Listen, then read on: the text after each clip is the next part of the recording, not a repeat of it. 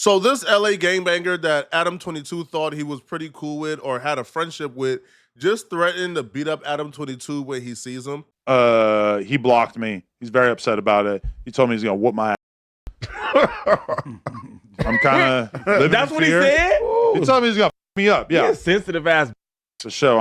Adam is going through this thing that inevitably happens to every media personality in this city is gangbangers or rappers want to be a friend because they feel like you'll be able to run good press for them. But the minute, they are engaged in controversy or viral news, they want to punish you. They want you not to cover it because you're their quote unquote friend, even though y'all don't hang out, y'all really don't speak, y'all only interact when it comes to interviews or media things, but they want you to essentially, give them some type of favor. And when you don't give them favor, you then begin to see how they really feel about you. And that's the case that's currently going on with Adam. So the game maker name is Frosty the Snowman. He's a really good rapper. I like his music.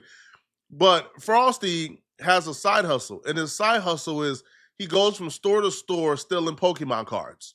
Well, this time around, he got caught on camera, and it went viral. Well, why are he and I no longer friends? Well, this past weekend, the No Jumper Instagram page posted about how Frosty had allegedly stolen over $5,000 worth of Pokemon cards from a local Pokemon store. That's an explosive allegation for sure. One which was given credibility by the multiple videos posted by the store where you could clearly see Frosty stealing expensive packs of cards off of their shelves. They also posted screenshots of conversations with Frosty in which he tried to arrange a payment plan of sorts with the store in exchange for them removing the social media posts about his thieving. Frosty even offered to work part-time at the store as a way of paying off his debt to the card store. The store owners informed him that they wouldn't be removing any posts until they were made whole and paid back in full for the product that was stolen from them. And the store even created some cute AI cartoons intended to depict Frosty pocketing cards from the store. By the time I saw the post, it already had thousands of likes and was making its way onto a variety of other hip-hop pages. So of course, we posted about it. As one of the leading hip-hop news pages with nearly 3 million followers, this was just a clear-cut post for us. If you're in any way confused, I would reference an old journalistic saying: when a dog bites a man, that's not news. When a man bites a dog, that's news. In other words, covering the news is all about documenting the extraordinary, not the mundane. If a gang member shoots and kills another gang member tonight,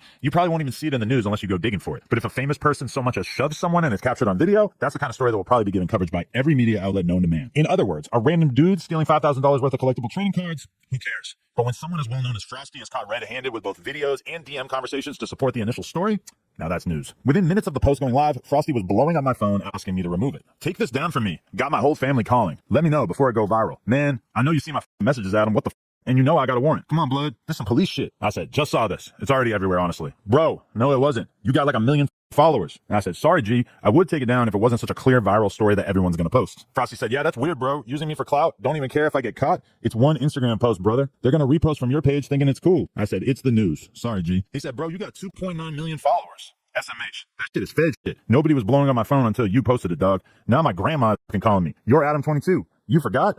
Feds is watching your Instagram, bro. Get me off of there, please. And then he showed another page, New West Coast TV, that had posted it after we posted it. And he said, SMH, bro, all cause you ain't want to just delete it for me. It's good. When I get out, it's cool. I'm not going to talk shit or none. I just don't fuck with y'all no more. Bruh, we fuck with you, but this shit goes both ways. When there was a video about Chiefin getting knocked out, we posted about it and talked about it. And when there's a video of you stealing a Charizard, we're going to talk about it too. Frosty said, bro, Chiefin getting knocked out is not going to help the police. You're literally helping the police. I haven't even went to jail for this yet. Nobody even knew. Now I'm starting to believe the allegations that No Jumper be on some police shit. There was already a poppin' Instagram post about it. You not going to be able to get any of the other posts deleted about it. So asking us not to post news about you just because we are cool with you is crazy. That's not how it works. He said, it's good. I see what it is, but just know it wasn't going viral. Now, I personally have been blocked on Instagram by Frosty now, but a No Jumper fan posted a screenshot to the Reddit showing Frosty's conversation and saying, N-word got 3 million followers and posted me for some clout. LOL. Never talking to bro again. That shit crazy. He don't even care how he just told the world on me. SMH. There's two conversations happening here. The friend conversation and the hip-hop conversation. Is Adam 22 and Frosty the Snowman close enough to where Adam 22 needs to protect him? I don't think so. I don't feel like they were that close. They were even friends. But apparently Frosty thought they were at least close enough or friendly enough to where he could hit up Adam to take something down if he believes that something would have an extremely negative impact on his life, which is going back to jail. Then there's the hip-hop conversation. And the hip-hop conversation is, as hip-hop media, do we have a duty to protect rappers? Do we have a duty to protect people in hip-hop? Is hip-hop a fraternity to where we have to look out for one another? I feel like that conversation we can probably have. Because with that conversation, like you're probably correct. We probably have a duty to an extent.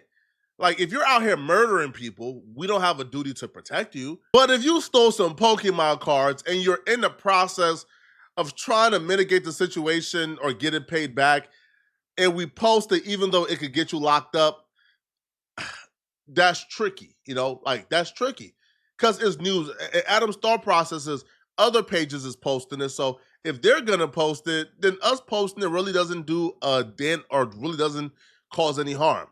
Now, my perspective when it comes to gangbangers is an incarcerated gangbanger is better than a free gangbanger. So I don't care when it comes to a gangbanger being exposed. Now, if let's say it's a rapper, a normal rapper, let's just say J. Cole or Corday gets caught stealing Pokemon cards while on probation, and they could potentially be locked up. You know what? I probably won't post it, right? Or if they hit me up pressing it, I probably won't post it or press the issue. But I feel like Adam's thought process is it's news, and if it's news, you're going to be content for the day. So Adam would address people essentially calling him a bad friend or addressing the fact that he don't really have too much sympathy for Frosty in this moment. Exchange has been interpreted in a variety of ways. The person who posted it on Reddit used the title, "Once people understand Adam is not their friend, their life will be better." Although notably, like almost every response to this thread is basically saying that the person who posted it is stupid. Either way, personally, I take issue with that assessment. I care about many of the hosts and guests who have appeared on No Jumper. However, when there is a very clear, evident news story about someone that I'm cool with, I take offense when that person asks me to take it down. Does that mean that every morsel of information about someone like Frosty is up for grabs? Not exactly. In fact, I know about all kinds of shit Frosty has allegedly done in the streets that I will not mention here because some of that stuff really could get him locked up. And these are stories that nobody knows about, or at least nobody has talked about online in much depth. But this situation is different. The post about Frosty's theft campaign already had thousands of shares, likes, and comments. They were already being posted by other pages with hundreds of thousands of followers who post the same kind of news that we do. I'm not going to be the one to break the news about someone I'm cool with breaking the law, but if it's already being spread to a significant number of people and you ask me to delete the post, I feel like that's just you taking advantage of our friendship for personal gain. Really, this whole conflict boils down to one simple issue. It's about where you draw the line between friendship and business. So for starters, how close of friends are Frosty and I? I would say that over the past 5 years, we have done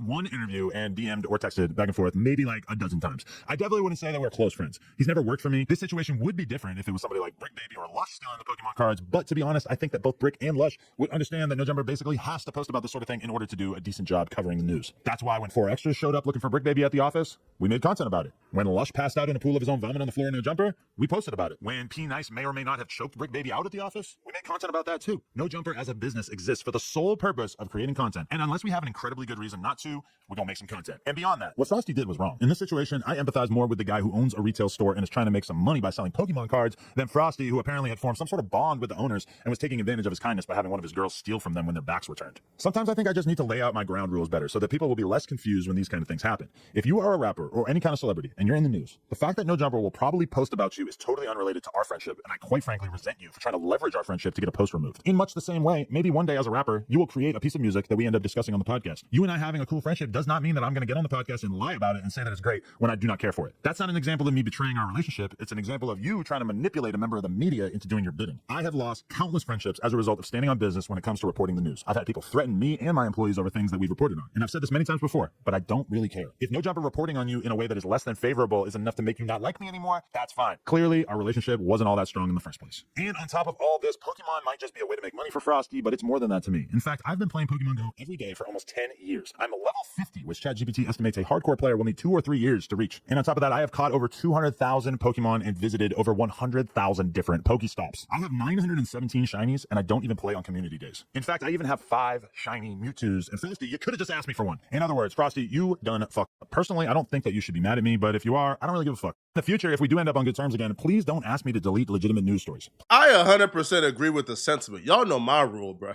Lock them up and don't think about it. But when Adam says, I'm not going to protect you, especially if your victim is an innocent person, I agree with that, right? If somebody violates an innocent mom and pop store of like 5 to 10K worth of valuables, that could literally be the difference between profitable and not profitable for the months. Having enough to pay their employees and not having enough to pay their employees. So yes, I think people who do things like that to innocent people should be publicly shamed. But I do believe this principle should not just apply with Frosty. Because if we interview a gangbanger or we interview a street dude or a street rapper and he brags about murdering and killing and crimes that he committed against innocent people, jugs he done hit, robberies he done committed, flockings he done did, well, I almost guarantee in the moment he's going to talk his ears off, and then a little later he's going to ask us to cut it out the interview. That had happened multiple times that we cut it out the interview. So if we're protecting people who has perpetuated violence and have literally hurt or harmed innocent people, and we protect them by removing their statements from the interview or just not dropping the interview, then I don't believe we could stand on we are not going to protect you if you harm innocent people, because we do it a lot, you know?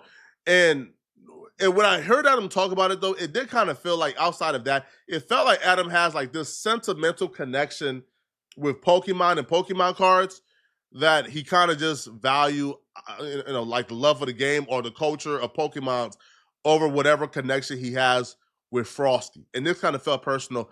Now, Adam did ask his co-host for their particular opinion. One co-host, Ricky, says something pretty profound. He says, if you don't want to, get exposed for committing crimes, then commit crimes smarter. I 100% agree, bruh. All right, because in this case, Frosty brought a 304 with him. He was talking the ears like of the owners off while the 304 was still in Pokemon cards, like in 4K on camera. And then the other one, like he was checking out and then he was grabbing stuff from over the counter. So, bro, he probably stole like $15,000 worth of stuff on camera in 4K at a store that you frequent, and they know who you are because you told them who you are. Like, oh, these are the police. Like, bro, well, commit more intelligent crimes. You the police because you went in there and had a conversation with them after you stole it on Instagram.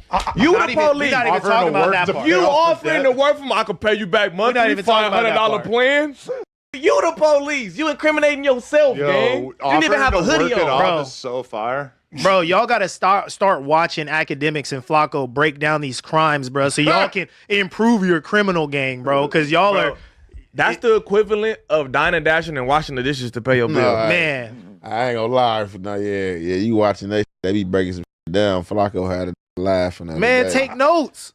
Take notes. At least get a ski mask. I think it's a hoodie, something. No, but he was really friends with these people. Like he was spending a lot of time around them, building up a relationship so that he could just randomly win. I'm sure that for every time he went and grabbed a pack of cards, that he spent an hour just chilling, politicking. Then finally, when they let their guard down, I don't even know. It's like and maybe that's my guess. You gonna go in there and tell them like, yeah, I'm whoopty whoop, I be rapping and shit. Y'all should with me, and then you end up robbing it before you leave. So even if they don't realize, at the moment, they're gonna be like, damn, that famous rapper guy came here, and all of a sudden we're missing $15,000 of merch. Dog. And that's what he got to understand. That's the only reason why I got put out there, because of who you is. If you was just like Joe Blow Rogan, nobody, like they wouldn't even been thinking about putting you out there. But they know you got a little following. People know you. So, oh yeah, you stole our little cars. Let's put this out here on the internet. Y'all be having a lot to say about Adam, man. So I want to know what y'all think, man.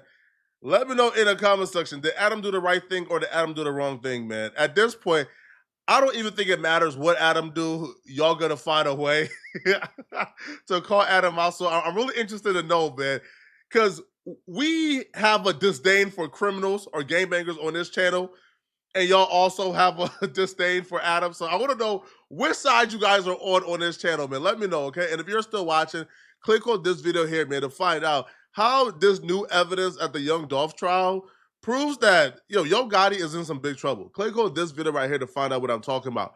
I'm out of here, folks. Peace.